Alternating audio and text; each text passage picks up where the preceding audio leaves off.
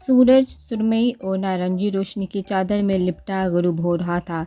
सारे दिन की अनथक पलक झपकते बिना जिम्मेदारी निभाने के बाद अब थका मांदा सा आंखें मूंदा सूरज दुनिया को मलगजे अंधेरे में गर्क कर रहा था। सूरज के गुरूब होते ही चैन के शहर शंघाई और उसके मज़ाफ़ात में बुलंदोबांग इमारतें रोशनियों में नहा गई थी। मगर इसी शहर में ये एक जगह ऐसी थी जहाँ सूरज निकलने का पता चलता था और ना गुरूब होने का। बस जब सफ़ेद बत्तियां सुरख बत्तियों में तब्दील होती तो रात हो जाती और जब फिर से सफ़ेद में तब्दील होती तो सुबह हो जाती। जिंदा इंसानों की इस कब्रिस्तान में आज उसका दूसरा दिन था। वो जहाँ का हर पल एक सदी पर मोहित महसूस हो रहा था। लड़कियों की आवाज़ों की बिनबनाहट के साथ कभी दर्दनाक चीखें और कोड़े मारने की आवाज़ें उभरने लगती। जैसे ही किसी को मारने की आवाज़ें उभरती तो इस लड़की की दिलहरा चीखें उस बुलंद कब्रों के दरमियान राहदारी में गूंजने लगती और बाकी सब जिंदा लाशें अपने सार घुटनों में देकर कानों में उंगलियां घुसा लेती। तमन्ना ने उसे बताया कि जब कोई लड़की जिद करती है और किसी क्लाइंट को खुश नहीं करती फिर उसको यूं ही कोड़ू से मार पड़ती है। आज दूसरे दिन अब ये वो वक्त था जब खामोशी फैलना शुरू हो चुकी थी और आज उसी जगह इसे फिर से शाम हो गई। रोज़ रात को नींद की वादी में जाने से पहले वो ये सोचती थी जब आंखों खुलेगी वो यहाँ नहीं होगी। जब भी पलंग पर टांगे लटकाए हाथों को गोद में धड़े बैठी थी वो तकरीबन सुबह से 1000 बार सलाहों से पलंग से सलाहों तक चक्कर लगा चुकी थी। कमरे के कोने में बोसीदा सी चादर पर तमन्ना फर्श पर सजदा किए सर और टांग को फर्श से जोड़े हुए थी। जब भी इसे कल से जांच रही थी कि वो दिन में 5 दफ़ा यूं माथे और नाक को फर्श से जोड़कर सजदा रेज़ होती थी। यहाँ वक्त की जांच के लिए किसी किस्म की कोई घड़ी मौजूद नहीं थी, इसीलिए वो अंदाजे के मुताबिक वज़ू करती और फिर अपने पलंग के गदे के नीचे से छोटा सा साफ कपड़ा निकाल कर फर्श पर बिछाती और नमाज अदा करने लगती। और आज भी वो चौथी दफ़ा यही अमल दोहरा रही थी। जबी ने गहरी सांस सांझ की और रूह मोड़े बाकी दोनों लड़कियों की तरफ देखा। वो दोनों एक ही पलंग पर लेटी महो गुफ्तगू थी जहाँ बातें करने और रोने के अलावा कुछ भी था करने को नहीं था। लड़कियों के पास लिबास के अलावा कोई चीज़ नहीं थी, हत्ता के बालों को बांधने के लिए या लगाने की किसी किस्म की कोई पिन भी नहीं थी। कमरे में पंखे नहीं थे, छत छोटी थी। ऊपरी पलंग पर लेटने वाली अगर अपनी टांगें उठाई तो छत से टकरा सकती थी। कमरे में कोई नोकीली चीज़ या किसी किस्म का कोई आला मौजूद नहीं था जिससे कोई लड़की खुद को किसी किस्म का नुकसान पहुंचाती या खुदकुशी की कोशिश करती। जब ये आंखें उठाए कमरे के चारों अतराफ को बगौर देख रही थी। ये किसी इमारत का तहखाना था जहाँ ना कोई खिड़की थी और ना कोई रोशनदान। वो दिमाग में इस कैद से न जाने नजात का कोई ज़रिया खोज रही थी, पर निगाह इस कमरे के हर कोने से सर पटक कर मायूसी वापस आ रही थी। तमन्ना उसके साथ कल रात बहुत देर तक बातें करती थी जिसमें उसने उसे इस जगह और लोगों के बारे में इकट्ठी की हुई सारी मालूमात से आगाह किया था। रात को जब वो ऊपर अपने पलंग पर और जब नीचे पलंग पर लेटी थी तब भी वो एक दूसरे से बातें कर रही थी। तमन्ना को यहाँ इस कैद में 2 साल हो चुके थे और इससे सारे अरसे में वो यहाँ के बारे में बहुत कुछ जान चुकी थी। रात को खुद बहुत बुरे हाल की बत्तियाँ सफ़ेद सिलसिला रोशनी में तब्दील हो गई थी और बत्तियों की रोशनी बदलते ही सब लड़कियाँ अपने बिस्तर पर लेटने लगी। जैसे ही रोशनी सफ़ेद से सुरख में तब्दील हुई जबी का हो बनने लगा। इसकी जहाँ आज पहली रात थी और कमरा उसकी छत अजीब व वहशत ज़्यादा लगने लगी थी। बस तमन्ना की उभरती आवाज़ उसकी दारस बांधे हुए थी।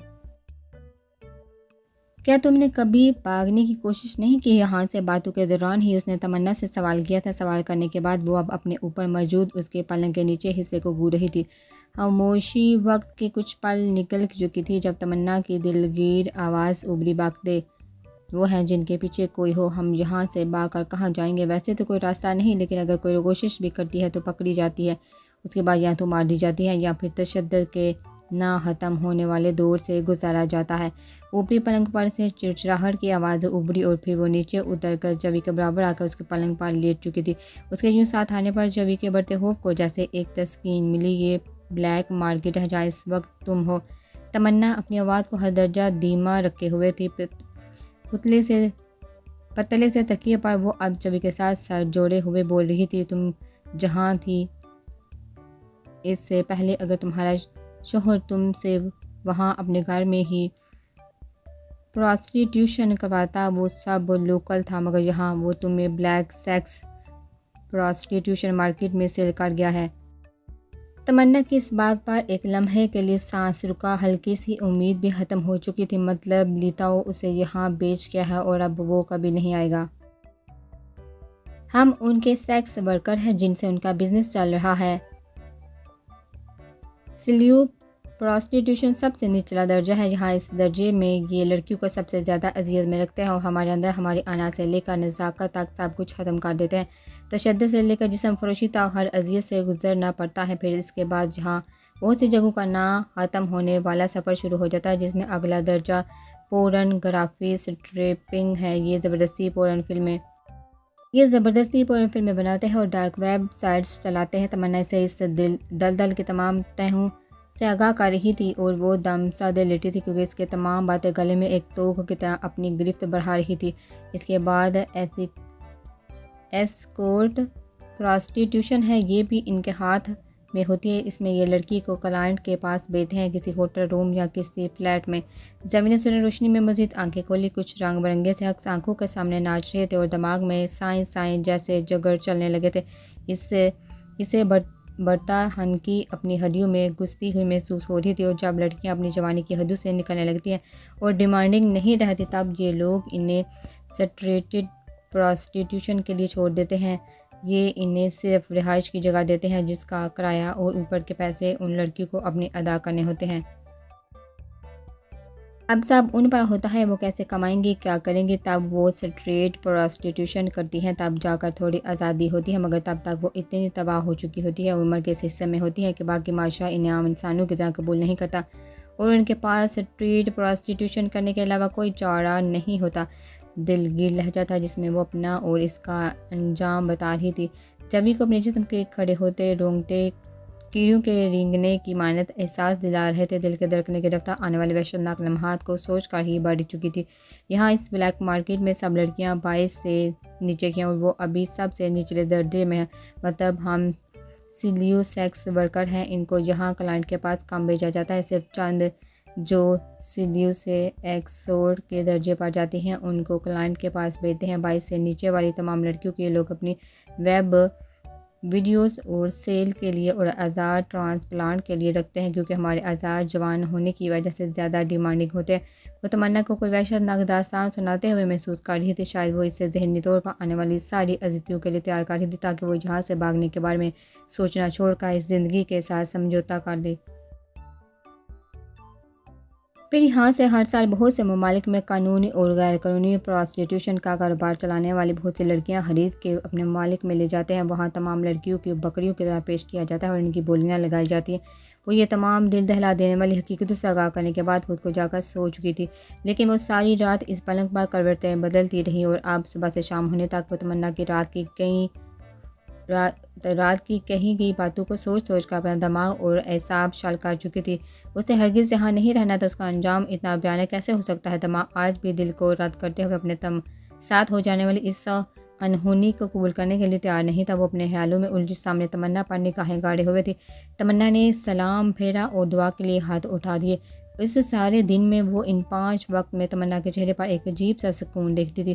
وہ جب وضو کرنے کے بعد واش روم سے واپس آتی اور اپنے اسکارف کو اپنے سر کے گرد لپیٹتی تو اس کے نکھرے سے چہرے سے ٹپکتا پانی اور چہرے پر موجود طمانینت اسے اندر سے کوچکے لگاتی تھی۔ وہ کتنی پرسکون ہو کر خدا کے روبرو جاتی ہے، کیا اسے خدا سے کوئی شکوہ کوئی شکایت نہیں؟ جیسے اسے ہے بہت سی شکایت، بہت سے دکھوں اور خاموشیوں، حامیوں کے شکوے۔ وہ یہ شکوے پچھلے 7 سالوں سے کر رہی تھی۔ تمنا دعا مانگنے کے بعد اب فرش پر بچھی چادر کو سمیٹ رہی تھی۔ وہ بنا پلک جھپکتے اسے دیکھ رہی تھی۔ وہ اب اپنی انگلی کی پوروں کو چھو کر منہ میں بے بات کچھ پڑھ رہی تھی۔ مضطرب اور حیرت زدہ سی نگاہیں اس نے تمنا پر اٹھائیں جو اس کے پاس آ کر اب اپنے سر پر سے اسکارف کھول رہی تھی۔ تمہیں خدا سے کوئی شکوہ نہیں ہے؟ اتنی اذیت سہنے کے بعد کیسے اس کی عبادت کر لیتی ہو تم؟ زکام زدہ باری سا لہجے میں وہ پلکیں اٹھائے تمنا سے اپنے ذہن میں ابھرنے والے بے ساختہ سوال پوچھ بیٹھی۔ ایک پل کے لیے تمنا کے ہاتھ تھمے تھے اور اسکارف ہوا میں معلق رہ گیا۔ وہ آہستگی سے پلنگ پر براجمان ہوئی، اپنے دونوں ہاتھوں کو دباؤ ڈالتے ہوئے گردن جھکا دی۔ اسے نگاہیں اب اپنے ہاتھوں پر اور جبھی کے اس پر تھی اس دنیا میں ہر کوئی اپنی جگہ لیے ہوئے ہے، ہم نہ ہوتے تو اس پلنگ پر جہاں کوئی اور ہوتی۔ وہ جانتا ہے کس کی برداشت کس جگہ کے حساب سے، اس نے ہر کسی کو اس کی برداشت کے حساب سے اس دور اور اس جگہ پر رکھا ہے جہاں ہونا چاہیے۔ تمنا کا ٹھنڈا برف لہجہ جوی کے تنے اعصاب پر جیسے فوارے کی طرح برس رہا تھا۔ اس سے کس بات کا شکوہ کروں کہ ہم یہاں کیوں ہیں، ہماری جگہ کوئی اور تمنا کیوں نہیں، ہم اتنے سنگ دل نہیں کہ جہاں اپنی جگہ اپنی کسی اور لڑکی کو ہونے کا شکوہ کریں۔ اس نے یہاں رکھا ہے تو ہمارا رزق یہی کا ہے۔ اس کے لہجے میں ایک ٹھہراؤ تھا، ایک درد تھا، لیکن ہاں شکوہ کہیں نہیں تھا۔ خودکشی حرام ہے، موت کی دعا کفر ہے، مگر یہاں سے نجات صرف موت ہے، اس لیے ہم دعا میں نجات مانگتے ہیں۔ بے شک ایمان ہے کہ ہر مشکل کے بعد آسانی ہے، ہم اس آسانی کے انتظار میں ہیں۔ اس نے جھکی گردن اٹھائی اور چبی کی طرف دیکھا۔ جسم ناپاک ہے، روح اور دل نہیں، اور جسم کی کیا وقت، وہ تو یہی مٹی میں گل سڑ جائے گا، اس کے پاس تو روح جائے گی۔ جیسے جھنجھوڑ کا نوچ کاٹ بھی یہ درندے ناپاک نہیں کاٹ سکتے۔ ہم وضو کرتے ہیں تو اپنی آنکھوں سے یہ تصور کرتے ہیں کہ سب رنجش اور ناپاکی دل کا بہکے ہی وہ اپنے ہاتھوں کو دیکھ رہی تھی۔ بے ہنگم شور اٹھا تھا، سلاخوں کے آگے ڈبے پھینکے جا رہے تھے، لڑکیاں بھاگ کر دروازے کی طرف جا رہی تھی۔ تمنا بھی اپنی جگہ سے اٹھ چکی تھی۔ جوی نے دم بہود اس کی طرف دیکھا جو اب کھانا اٹھانے کے لیے کمرے کے دروازے کی طرف بڑھ رہی تھی۔ شنگھائی اے پی مارکیٹ رات کے اندھیرے میں دن جیسا سما لیے ہوئے تھی۔ تیز روشنیوں میں نہایا یہ بازار سفید فرش اور چمچماتی دکانوں سے لیس تھا۔ یہاں مختلف سامانوں کی دکانیں بازار کی گھومتی راہداریوں کے دائیں بائیں دونوں اطراف میں موجود تھے۔ لوگ دکانوں کے بیچ کی راہداریوں میں گزرتے باتوں میں مہو تھے اور کچھ دکانوں کے اندر خرید و فروخت کر رہے تھے۔ ان گنت لوگوں کے بیچ دوران گرے رنگ کے گرم کوٹ کے نیچے سفید ڈریس شرٹ اور سیاہ پینٹ پہنے مختلف دکانوں میں نگاہیں دوڑاتا ہوا آگے بڑھ رہا تھا۔ شرٹ کے سامنے کے 2 بٹن کھلے تھے اور کوٹ یا سینے کے نیچے پارٹیکلی اس کے تیز سے ڈنگ بڑھنے کی وجہ سے کلائی پر جھول رہی تھی۔ انل بھی سیاہ کوٹ پینٹ کے نیچے نیلی ڈریس شرٹ پہنے مضطرب سے چہرے کے ساتھ اس کے پیچھے خود کو لوگوں سے ٹکرانے سے بچاتے ہوئے آگے بڑھ رہا تھا۔ آج شوٹنگ کے پیک اپ کے بعد دوران ہوٹل جانے کی بجائے اسے سیدھا یہاں لے آیا تھا۔ گاڑی میں بھی انل کے بار بار پوچھنے پر وہ خاموش رہا تھا اور اب بھی یہی حال تھا، بالکل خاموش، گردن کو دائیں بائیں گھماتا۔ اب روز کا وہ کسی محسوس دکان کی تلاش میں تھا۔ دوران کون سی شاپ کی تلاش ہے؟ انل نے پھولی سانس کے ساتھ پوچھا۔ وہ مشکل خود کو سامنے آتی لڑکیوں سے ہوتی ٹکر سے بچا سکتا تھا، کیونکہ اس کی پوری توجہ تیزی سے چلتے دکانوں اور جہاں آنے کی وجہ جاننے پر مرکوز تھی۔ لڑکیاں انل کی بدحواسی پر منہ پر ہاتھ رکھے ہنس رہی تھی اور پیچھے مڑ مڑ کر دیکھ رہی تھی، جبکہ دوران اب بھی بازار کی راہداری میں بتلاشی نگاہوں گمائے آگے بڑھا تھا۔ 5 سے 10 منٹ تک تلاش کے بعد وہ اپنے قدم ایک دکان کے سامنے رک چکا تھا۔ انل کے ذہن میں کل شام کی ساری گفتگو تھی، مگر اب دوران ایسا کیا کرنے والا تھا؟ یہ بات اسے تشویش میں مبتلا کر رہی تھی۔ دکان الیکٹرانک اور کمپیوٹرائز آلات کی تھی۔ دوران نے ایک سیکنڈ کے لیے قدم منجمد کی اور پھر دکان میں داخل ہوا۔ انل کسی روبوٹ کی طرح اس کے پیچھے ہی قدم بڑھا دیے۔ وہ اب دکان کے کاؤنٹر کے سامنے گردن اٹھائے کھڑا تھا، جہاں کاؤنٹر کے پیچھے کھڑا لڑکا اب سوالیہ انداز میں دوران کی طرف دیکھ رہا تھا۔ دوران نے کمر پر ہاتھ رکھے ایک اچرتی نگاہ پوری دکان پر ڈالی اور پھر کوہنی کو کاؤنٹر پر ٹکائے ہوئے آگے ہوا۔ سپاٹ خفیہ مائکرو ڈیجیٹل مائک چاہیے؟ بڑی سپاٹ آواز گونجی۔ دکاندار نے ایک لمحے کے لیے اس کی بات سمجھنے کے انداز میں لبوں کو بھینچا اور پھر سر ہلا کر پیچھے مڑا، جہاں پوری دیوار میں نصف الماری میں ان گنت الیکٹرانک آلات کے ڈبے پڑے تھے۔ انل نے بھی سرسری دکان پر نگاہ گمائی اور پھر ذرا سہمگی سے دوران کے قریب ہوا۔ وہ اب گھڑی پر وقت دیکھ رہا تھا۔ دوران کیا کرنے والے ہو؟ بے چینی سے اس کے کان کے قریب سرگوشی کی جواب ندارد وہ بے تاثر چہرہ لیے دکاندار کے ہاتھوں پر نگاہیں مرکوز کیے ہوئے تھا جو ڈبے نکال رہا تھا۔ انل الجھ کر آگے ہوا، اس کے برابر میں کاؤنٹر پر کوہنی ٹکائی اور اس کے نگاہوں کے تعاقب میں نگاہیں سامنے جمائے، جہاں دکاندار اب کچھ ڈبے پکڑے کاؤنٹر کی طرف بڑھ رہا تھا۔ دوران ہمیں اس صاحب میں نہیں پڑنا اور نہ ہی ہم منگولیا جا رہے ہیں، پرسوں دیٹس اٹ۔ انل کا لہجہ دو ٹوک تھا۔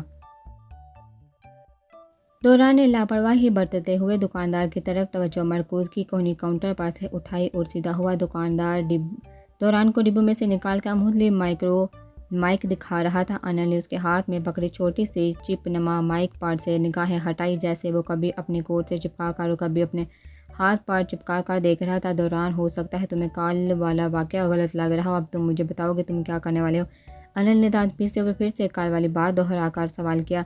ہاربی کو حق دوران نے گردن موڑے پرسکون لہجے میں مختصر جواب دیا۔ کیا؟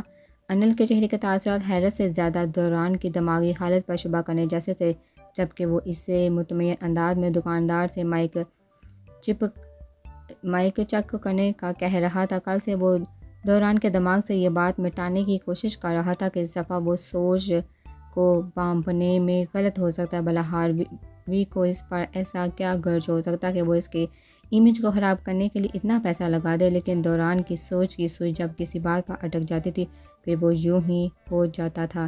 انل زچ ہوا، جبڑے بینچے اور کندھے سے پکڑ کر دوران کا رخ اپنی طرف موڑا۔ ایک تو میں یہ سوچتا ہوں گاڈ نے تمہیں ہی ایسا دماغ کیوں دیا؟ لہجہ اس کی چپ پر الجھن کا غمازی تھا۔ مائک پیک ہو چکا تھا۔ دوران نے کارڈ رقم کی ادائیگی کے بعد جیب میں رکھا اور ہاتھ اٹھائے۔ انل کی حالت سے بے نیاز برتتے ہوئے اس کو چلنے کا اشارہ کیا۔ انل نے ہلکی سے گورا قدم اس کے ساتھ بڑھا دیا۔ مگر یہ کیا؟ وہ واپس جانے کے بجائے مارکیٹ میں مزید آگے بڑھ رہا تھا۔ اب ہم کہاں جا رہے ہیں؟ انل نے گہری سانس لیتے ہوئے عادت سے مجبور ہو کر پھر سوال کیا، جبکہ جانتا تھا وہ اس وقت بولنے کے موڈ میں بالکل نہیں۔ چند منٹ یوں ہی راہداری میں گھوم کر وہ ایک بیکری کے سامنے رکا اور پھر اندر قدم بڑھا دیا۔ اب کی بار انل کچھ کہے بنا اس کے پیچھے تھا۔ اب کچھ نہیں پوچھوں گا، اس سے سر کو ہبکی اور جھنجھلاہٹ میں زور سے جھٹکا۔ وہ ایک چاکلیٹ کیک اور کچھ سینڈوچز پیک کروا رہا تھا، پھر کچھ کینڈلز خریدے۔ جیسے ہی اس نے دکاندار کو کینڈل کا کہا، انل کی سوالیہ رگ پھر سے بھڑک گئی۔ ایک سیکنڈ میں وہ اپنے اور اس کے درمیان کا فاصلہ ختم کرتا اس کے کندھے پر کندھا ملائے کھڑا تھا۔ یہ کیا ہے آپ صاحب؟ حیرت سے ہاتھ کینڈل کی طرف کرتے ہوئے سوال پوچھا۔ تمہاری برتھ ڈے کا سامان، پرسکون لہجے میں جواب آیا۔ انکل۔ انل کا منہ پورا کھل گیا۔ اس کی برتھ ڈے کب تھی؟ آج۔ کیا آج ہے؟ ایک لمحے کو اس کے پر اعتماد لہجے کی وجہ سے بہت گڑبڑا گیا۔ ایک ابرو اٹھائے سوچا، نہیں تو یہ جنوری ہے، میری برتھ ڈے تو مارچ میں ہوتی ہے۔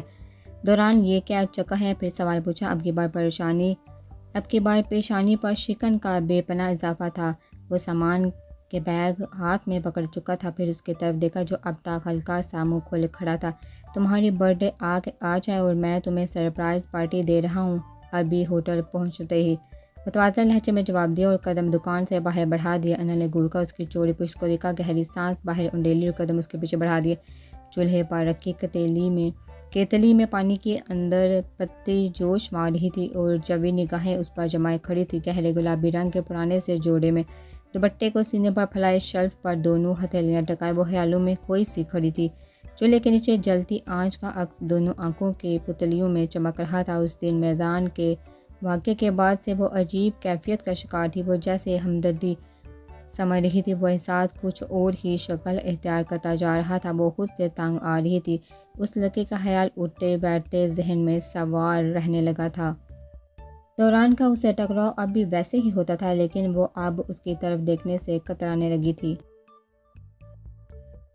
قہوہ پک چکا تھا۔ آنچ کو ہلکا کر کے وہ مڑی، فریج میں سے دودھ نکالنے کے برآمدے میں آئی تو جان کی آواز پر فریج کو کھولتے ہاتھ لمحہ بھر کو تھم گئے۔ لڑکی نے اسلام کو قبول کر کے مسلم لڑکے سے شادی کر لی۔ غصیلی لہجے میں وہ مدام سے کسی کا ذکر کر رہے تھے۔ جوی کے کان ایک دم سے کھڑے ہوئے، فریج پر ہاتھ تھم گئے۔ جان رات کا کھانا کھا رہا تھا۔ وہ آج بہت دیر سے گھر آیا تھا اور اب وہ اور مریم لاؤنج میں لگی کرسیوں پر براجمان تھے۔ کھانا سامنے لکڑی کے چھوٹی سی میز پر رکھا ہوا تھا۔ جان کھانے کے بعد چائے لازمی پیتا تھا۔ سنانا سو چکی تھی اور جوی اب جان کے لیے ہی چائے بنا رہی تھی۔ کون؟ مریم کی تشویشناک آواز ابھری۔ اپنے عاشق بھائی کی بیٹی، اور کون؟ جان نے نوالہ توڑتے ہوئے ناک چڑھا کر غصیلے لہجے میں جواب دیا۔ جوی نے جلدی سے دودھ کی بوتل نکالی اور فریج بند کیا۔ اوہ خدا! تو اب مریم کا ہاتھ بے ساختہ دل پڑ گیا۔ اب کیا سر پکڑ کر بیٹھا ہے عاشق بھائی؟